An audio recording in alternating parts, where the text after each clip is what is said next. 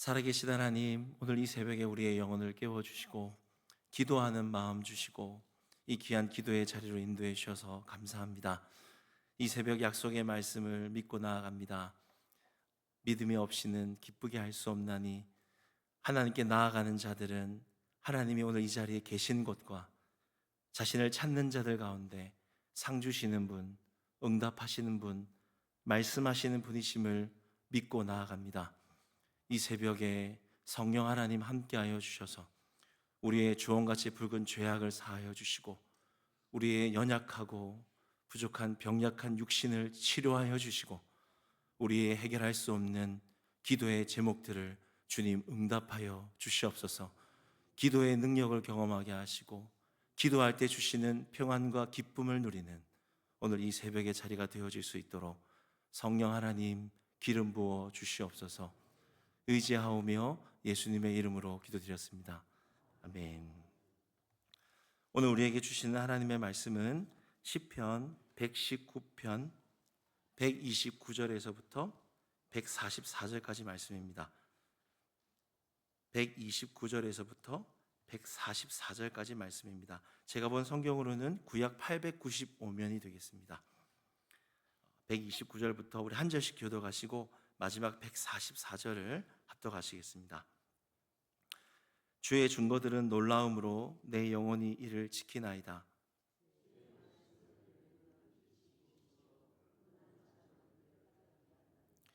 내가 주의 계명들을 사모함으로 내가 입을 열고 헐떡였나이다.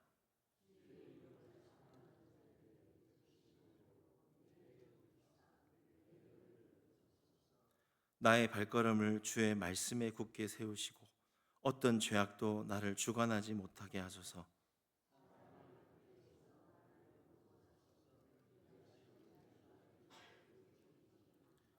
주의 얼굴을 주의 종에게 비추시고 주의 율례로 나를 가르치소서. 그들이 주의 법을 지키지 아니하므로 내 눈물이 시냇물 같이 흐르나이다. 여호와여, 주는 의로우시고 주의 판단은 옳으나이다. 주께서 명령하신 증거들은 의롭고 지극히 성실하시나이다. 내 대적들이 주의 말씀을 잊어버렸으므로 내 열정이 나를 삼켰나이다. 주의 말씀이 심히 순수함으로 주의 종이 이를 사랑하나이다. 내가 미천하여 멸시를 당하나 주의 법도를 잊지 아니하였나이다. 주의 의는 영원한 의요 주의 율법은 진리로소이다. 환난과 우환이 내게 미쳤으나 주의 계명은 나의 즐거움이니이다. 주의 증거들은 영원히 의로우시니 나로 하여금 깨닫게 하사 살게 하소서. 아멘. 오늘 이 새벽에 기도의 자리에 나오신 여러분 한 분 한 분을 사랑하고 축복합니다. 새벽에 응답하시는 우리 하나님을 만나시는 저와 여러분 되었으면 좋겠습니다. 시편 119편의 주제는 고난 중에 누리는 말씀의 능력입니다. 고난 가운데 하나님의 말씀이 얼마나 소중한지, 얼마나 능력이 있고 위로가 되는지 이 말씀의 소중함을 깨닫게 해주는 것입니다. 그런데 시편 119편을 또 자세히 보시면 단순히 말씀의 소중함만을 이야기하지 않습니다. 하나님의 말씀을 듣는 자세도 알려주세요. 우리가 고난 가운데 어떤 마음으로 말씀을 들어야 하는지, 그리고 그 말씀을 가지고 어떻게 살아야 하는지도 가르쳐주고 계신 것입니다. 오늘은 특별히 우리 본문을 통해서 우리가 하나님의 말씀을 듣는 자세에 대해서 두 가지로 함께 생각해 보기를 원합니다. 첫 번째는 하나님의 말씀을 순수하게 듣는 열정입니다. 순수하게 듣는 열정. 먼저 오늘 본문 119편 131절을 한번 보시면 우리가 어떻게 말씀을 대해야 하는지 흥미로운 표현이 나옵니다. 131절인데요. 내가 주의 계명들을 사모함으로 내가 입을 열고 헐떡였나이다. 자, 여러분 잘 보십시오. 내가 하나님의 계명을 사모함으로 내가 입을 열고 소리내어 읽었습니다. 읊조렸습니다. 입을 열고 설교했습니다. 이런 정도의 사모함이 아닙니다. 입을 열고 헐떡였나이다. 여러분, 헐떡였다라는 말은 어떤 의미일까요? 지금 내가 목말라 죽을 것 같다. 배고파 죽을 것 같다. 단순한 말씀에 대한 갈급함 정도가 아니라 내가 살기 위해서 주님을 찾는 것입니다. 오늘 하루를 살아내기 위해서 살기 위해 말씀을 읽고 묵상한다라는 것이죠. 주님, 지금 나에게 하나님 말씀을 주시지 않으면, 내가 말씀을 먹지 않으면 저 죽습니다. 말씀으로 하나님 나를 만나 주십시오. 그 사모함이 깊어요. 그 열정이 간절합니다. 오늘 하루 말씀을 주시지 않으면 오늘 치열한 전쟁터와 같은 이 하루의 가정과 직장의 일들을 버틸 힘이 없습니다. 용기가 없습니다. 헐떡이며 간절히 살기 위해 말씀을 사모하는 것입니다. 우리가 하나님 말씀을 대할 때 이런 헐떡이는 간절함, 사모함으로 말씀을 대해라라는 것이죠. 자, 그런데 이어지는 132절을 한번 보십시오. 2절에 또 이렇게 고백합니다. 주의 이름으로 사랑하는 자들에게 베푸시던 대로 내게 돌이키사 내게 은혜를 베푸소서. 말씀을 보시면 주의 이름으로 사랑하는 자들에게, 여러분, 하나님 아버지는 우리를 사랑하세요. 그래서 말씀을 간절히 사모하는 자들에게 말씀의 잔치를 베푸십니다. 그런데 그 말씀을 베푸실 때 우리의 마음이 중요한 것이죠. 9절을 다시 보시면 베푸시는 대로 내게 돌이키사 내게 은혜를 베푸소서. 어떤 자세입니까? 오늘 하나님이 주시는 이 말씀을 나에게 주시는 말씀으로 받는 것이 중요한 것입니다. 들려지고 보여지는 이 말씀을 볼 때 단순히 내 옆에 문제 있는 사람, 교회의 다른 어떤 누군가에게 주는 말씀이 아니라 내게 돌이키사 내게 은혜를 베푸소서. 지금 고난 가운데 나를 돌이키는 말씀이다. 저 지금 들려지는 말씀이 이 고난 가운데 나를 죄에서 돌이키는 말씀이다. 지금 내 하루를 살아가는데 나에게 은혜를 주시는 말씀이다. 나에게 주시는 말씀으로 받는 마음의 자세가 중요한 것입니다.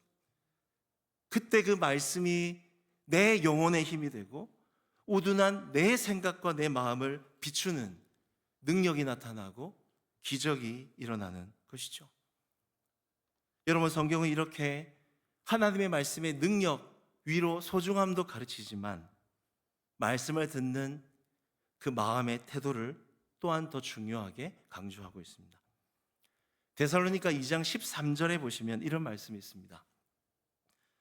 너희가 우리에게 들은 바 하나님의 말씀을 받을 때 사람의 말로 받지 아니하고 하나님의 말씀으로 받으니 진실로 그러하도다. 이 말씀이 또한 너희 믿는 자 가운데에서 역사하느니라. 중요한 단어는 역사하느니라입니다. 살아계신 하나님의 말씀이 언제 어떻게 우리 가운데 역사하십니까?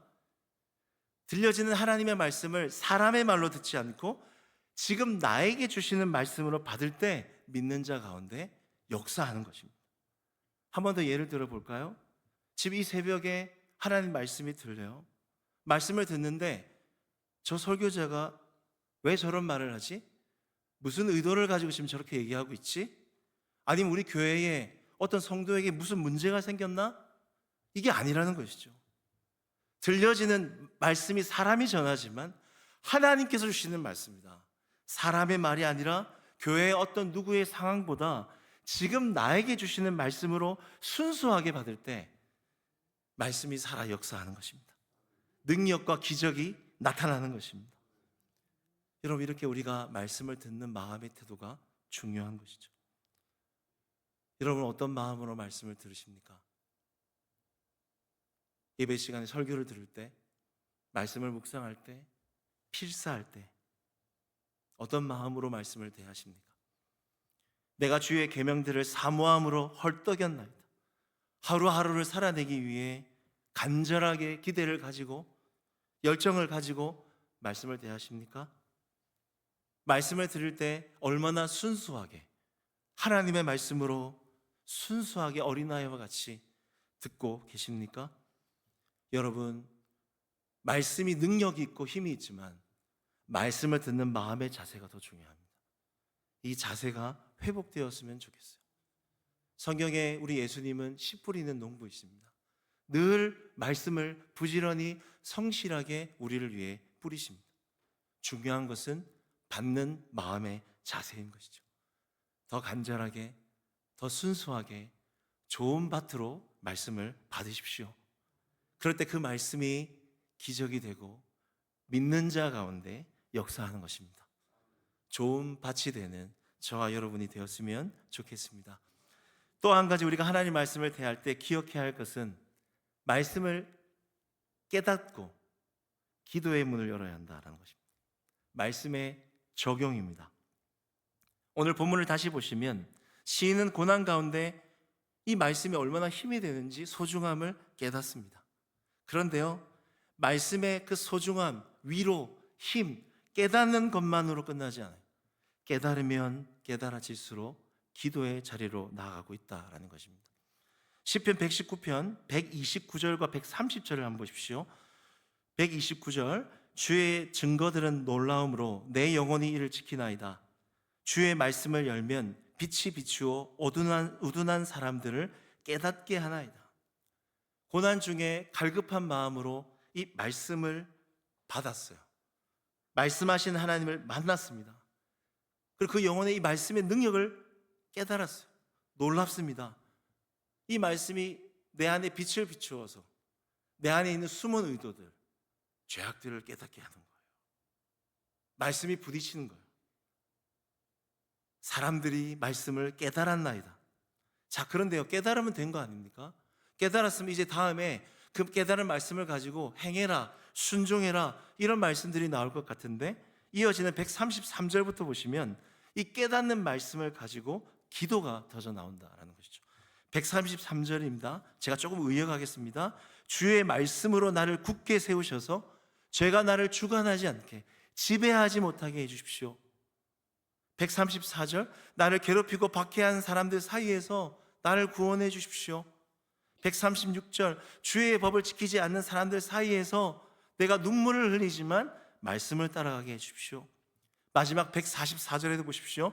주의 증거들은 영원히 의로우니 나로 하여금 깨닫게 하사 살게 하십시오. 말씀을 깨닫고 난 후에 기도가 계속해서 쏟아져 나오고 있습니다. 말씀보다 기도의 분량이 더 많아지고 있습니다. 여러분, 왜일까요? 우리가 말씀을 받게 되면 이 빛이 우리 안에 비쳐서 실상을 깨닫게 되는 거죠. 내 안에 숨은 죄악과 연약함들을 보면서 무기력함을 느낍니다. 나는 죄를 이길 수 없는데, 힘이 없는데, 내 가까이 있는 사람들, 가족들을 품을 수 있는, 사랑할 수 있는 힘이 없는데, 이 말씀은 참 좋은데 나는 이 말씀을 순종할 수 있는 힘이 우리 안에는 결코 없는 것입니다. 어떻게 합니까? 기도하는 겁니다. 성령 하나님을 의지하고 기도의 자리로 나아가는 것이죠. 말씀을 깨닫는 깨닫는 깊이가 깊어질수록 기도가 깊어지는 것이죠. 이게 시편의 패턴입니다. 말씀이 기도가 되어지는 것입니다. 시편 119편 169절, 170절에도 이런 구절이 있습니다. 169절인데요. 여호와여, 나의 부르짖음이 주의 앞에 이르게 하시고 주의 말씀대로 나를 깨닫게 해 주십시오. 170절, 나의 간구가 주의 앞에 이르게 하시고 주의 말씀대로 나를 건지십시오. 그냥 부르짖고 그냥 기도하지 않습니다. 말씀대로, 나를 깨닫게 하신 말씀대로 기도하고 말씀대로 하나님께 엎드리고 부르짖는 것입니다. 여러분, 성경은 이렇게 말씀을 받는 우리의 마음의 자세를 알려주고 계신 것입니다. 설교 말씀을 들을 때, 말씀을 묵상할 때, 필사할 때, 야, 오늘 이 말씀 참 좋다, 은혜롭다, 너무도 귀하다, 깨닫는 것 참 중요합니다. 근데 성경은 말하는 거죠. 말씀을 깨닫는 것만으로 안 된다는 겁니다. 말씀만으로는 안 된다는 겁니다. 그 깨닫는 말씀을 가지고 기도해야 된다는 것이죠. 기도해야 능력을 받고 기도해야 순종할 수 있다. 성경은 분명히 알려주고 계신 것이죠. 말씀을 묵상할 때 그런 생각이 들었습니다. 나는 묵상하고 깨달은 말씀만큼, 청년들을 가르치고 양육하는 만큼, 설교하는 만큼 내 영혼을 위해서, 말씀을 듣는 영혼들을 위해서 기도하고 있는가? 고개가 숙여지더라고요. 성경은 우리에게 말합니다. 말씀을 깨닫는 것만으로 안 된다는 것이죠. 부딪히는 말씀을 가지고 그 말씀을 살아낼 수 있는 힘을 달라고, 말씀을 듣는 그 영혼들이 그 말씀을 순종하고 열매 맺게 해달라고, 영혼들을 위해서, 우리 영혼을 위해서 기도해야 한다라는 것입니다. 오늘 시편이 말씀을 통해 보여주는 그 길은 기도가 함께하지 않으면 갈 수 없는 길입니다. 여러분, 요즘에 여러분에게 자주 들려지는 말씀이 있습니까? 묵상할 때, 피스할 때 내 마음을 찌르고 감동을 주는 구절들이 있습니까? 여러분, 그 말씀을 붙들고 기도하셔야 됩니다. 우리가 오늘 본문의 말씀처럼 하나님의 말씀을 받는 마음의 태도가 좋은 밭이 되었으면 좋겠습니다. 더 간절하게, 더 순수하게 하나님의 말씀을 받고 말씀의 기적과 능력을 체험하는 저와 여러분 되시기를 주님의 이름으로 간절히 부탁을 드립니다. 주신 말씀을 붙들고 우리 같이 함께 이 시간 기도하겠습니다. 제가 기도하겠습니다.